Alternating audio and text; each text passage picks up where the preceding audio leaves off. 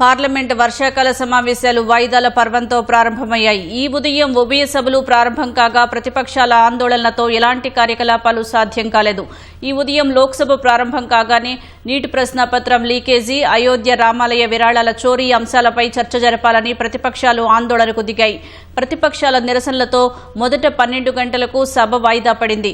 సభ వాయిదా పడడానికి ముందు కేంద్ర మంత్రి అర్జున్ రామ్ మేఘ్వాల్ ఒక ముసాయిదా బిల్లును ప్రవేశపెట్టారు. సుప్రీంకోర్టు ప్రధాన న్యాయమూర్తితో కలిసి మొత్తం న్యాయమూర్తుల సంఖ్యను 34 నుంచి 38కి పెంచుతూ తీసుకువచ్చిన బిల్లును లోక్సభలో ప్రవేశపెట్టారు. ఆ తర్వాత సభ పలుమార్లు వాయిదా పడింది. 7వసారి సమావేశమైనప్పుడు కూడా ప్రతిపక్షాలు ఆందోళన కొనసాగించగా స్పీకర్ ఓం బిర్లా సభను రేపటికి వాయిదా వేశారు. రాజ్యసభలో కూడా ఇదే పరిస్థితి. నీట్ పేపర్ లీకేజీకి వ్యతిరేకంగా విద్యార్థుల ఆందోళనలపై పోలీసుల చర్యలను నిరసిస్తూ విపక్ష పార్టీల ఎంపీలు ఆందోళనలు చేపట్టడంతో రాజ్యసభ కూడా ఎలాంటి కార్యకలాపాలు చేపట్టకుండానే రేపటికి వాయిదా పడింది.